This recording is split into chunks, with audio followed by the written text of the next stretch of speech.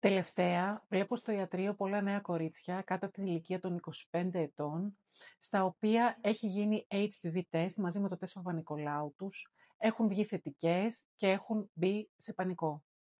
Θέλω λοιπόν να υπενθυμίσω ότι είναι λάθος σε νέες γυναίκες κάτω από 30 ετών και ειδικά κάτω από 25 ετών να κάνουμε HPV test ως πρώτο τεστ μαζί με το τεστ Παπα-Νικολάου. Οι λόγοι για αυτό είναι οι εξής. Καταρχάς, τα νέα κορίτσια στην ηλικία αυτή είναι πολύ πιθανό στατιστικά να είναι θετικά σε κάποιον τύπο HPV.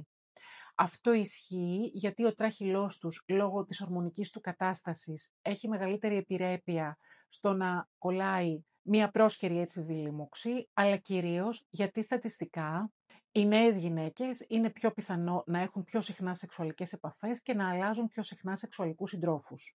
Από την άλλη μεριά, οι πρόσκαιρες αυτές οι HPV λοιμώξεις είναι πολύ πιο δύσκολο να τους κάνουν υψηλόβαθμη αλλίωση, που είναι το ζητούμενο όταν ελέγχουμε με τεστ Παπα-Νικολάου και HPV test. Και αυτό ισχύει για τους εξής λόγους. Γιατί κατά κανόνα δεν είναι πάρα πολλά τα χρόνια από όταν έχουν ξεκινήσει σεξουαλικές επαφές οι γυναίκες σε αυτή την ηλικία, αλλά και γιατί πολύ πιο συχνά ο πληθυσμός αυτός είναι εμβολιασμένος. Από την άλλη, τα τεστ Παπα-Νικολάου έχουν καλύτερη ευαισθησία σε νέες γυναίκες από ό,τι σε μεγαλύτερες, γιατί η ανατομία του τραχύλου είναι κατά κανόνα τέτοια που η περιοχή που θέλουμε να ελέγξουμε βρίσκεται στην επιφάνεια και όχι βαθύτερα. Αυτοί είναι λοιπόν οι λόγοι που στην Ελλάδα, που ξεκινάμε τα τεστ Παπα-Νικολάου σε μικρή ηλικία σε σχέση με τον υπόλοιπο κόσμο, στα 21 δηλαδή, η κατευθυντήρια οδηγία είναι να μην κάνουμε HPV τεστ σε αυτή την ηλικία, να κάνουμε μόνο τεστ Παπα-Νικολάου. Τώρα θα μου πείτε και τι θα χάσουμε να το κάνουμε. Θα χάσουμε να το κάνουμε γιατί όταν ένα νέο κορίτσι είναι θετικό στον HPV, μπαίνει σε πανικό και καταλήγει, εκτός από το άγχος που την ταλαιπωρεί, να μπαίνει σε διαδικασίες οι οποίες δεν χρειάζονται και μπορεί να καταλήξουν και να τη βλάψουν.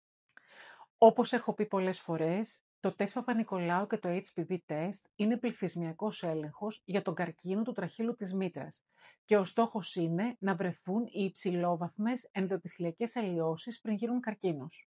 Ένα κορίτσι λοιπόν 22-23 ετών, το οποίο είναι εμβολιασμένο, είναι υγιές και έχει ξεκινήσει επαφές στα 17-18 της χρόνια, και βρίσκεται όταν κάνει HPV test να είναι θετικό σε κάποιον τύπο από τους μη επιθετικούς που δεν καλύπτει το εμβόλιο, η πιθανότητα να έχει υψηλόβαθμη αλλίωση ή καρκίνο στον τράχυλο της μήτρας είναι κυριολεκτικά 0.